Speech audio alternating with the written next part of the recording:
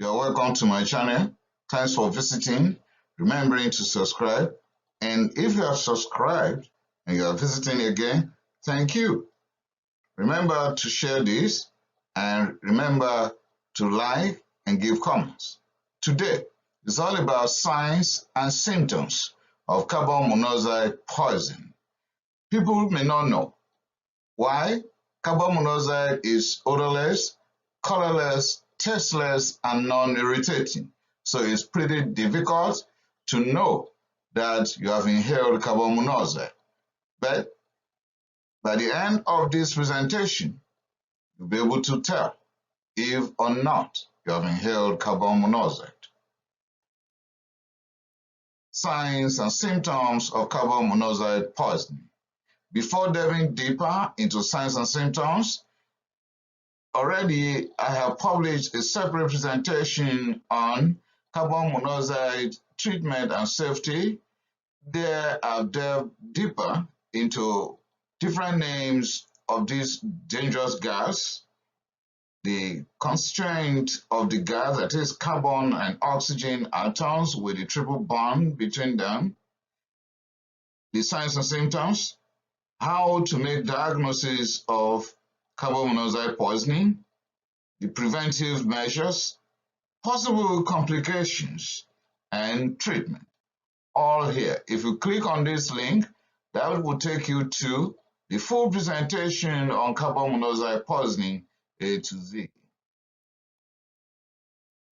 The symptoms here will be non-specific, but in those that will present with symptoms of carbon monoxide poisoning, the commonest set of symptoms will be headache, nausea, vomiting, and confusion.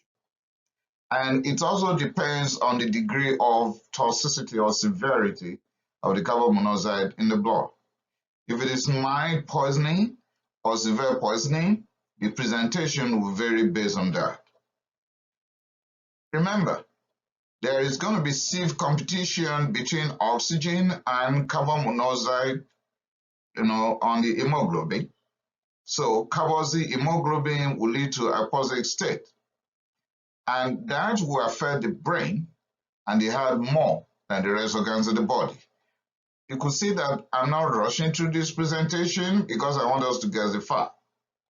I'm not saying other organs in the body will not be affected, but as a matter of fact, all organs in the body will be affected, but the brain and the heart will pay more price. Now, if it is mild poisoning, then you will find cherry red leaves or cherry red skin with headache, nausea, vomiting, and dizziness. If it is mild still, you can pick reduced level of consciousness, flu-like symptoms, confusion, fatigue, or vertigo. Now, if it is severe, severe poisoning will lead to loss of consciousness, chest pain, or heart attack, myocardial infarction. Remember, I've just said a while ago that the heart and the brain will be affected more than the rest organs in the body. They will pay more price. So, needless to say, chest pain and heart attack, any further, right? Then there may be seizures. Remember, I said the brain, Ataxia, pulmonary edema, and dyspnea. Still on severe poisoning, there will be lactic acidosis. Arterial blood gases will give us a clue, we know the pH, metabolic acidosis, and so on. In fact, you can listen to my separate presentation on diagnosis of carbon monoxide poisoning, and also the carbon monoxide poisoning safety and treatment A to Z. You'll find full further information on lactic acidosis there. Ventricular arrhythmia. Remember I said the heart, the brain will suffer more than the rest organs in the body. Syncope, the brain, right? delirium, coma, and what we don't like to hear, death. So carbon monoxide poisoning can kill. Also, there's an entity known as delayed neurological sequelae. It is a recurrent transient neuropsychiatric consequences. Remember, recurrent transient is likely going to reoccur, but it's going to be for a short period of time. Neuropsychiatric consequences of carbon monoxide intoxication or a delayed encephalopathy. So some are not thinking they are out of the wood, but they may come down with this.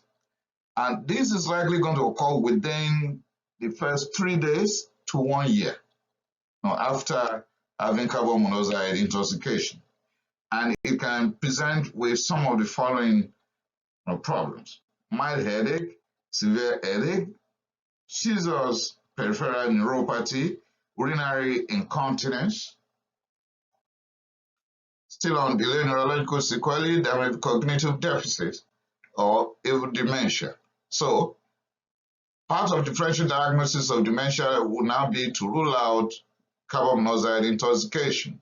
So that history will likely be taken, right? Particularly if the dementia is not running in the family. Now, personality changes with labor emotions. Imagine that. Even psychosis. So psychiatry, experts will be involved from carbon monoxide intoxication. Movement disorders that has not been known before or known in the family before, even focal neurological deficits could all be picked from delayed neurological sequelae secondary to carbon monoxide intoxication. Still on DNS, at the altered level of consciousness, amnesia, vegetative state. As a matter of fact, I have a self-representation of vegetative state, and you can click on that right here. Movement disorders, like I've said earlier, I'm making emphasis here because it's possible that one will miss that type of diagnosis, but if you know that there is history of carbon monoxide poisoning in this person before, then we know where we're going. And of course, lethargy. With that, I've come to the end of this short presentation on signs and symptoms of carbon monoxide poisoning. It's a serious situation. It can lead to death. Even those that will not be dead, they can then come down with delayed neurological sequelae that will make life very difficult for them. Thanks for listening. The best thing here is preventive measures. So click on the link about carbon monoxide poisoning prevention. Thanks, and I appreciate it.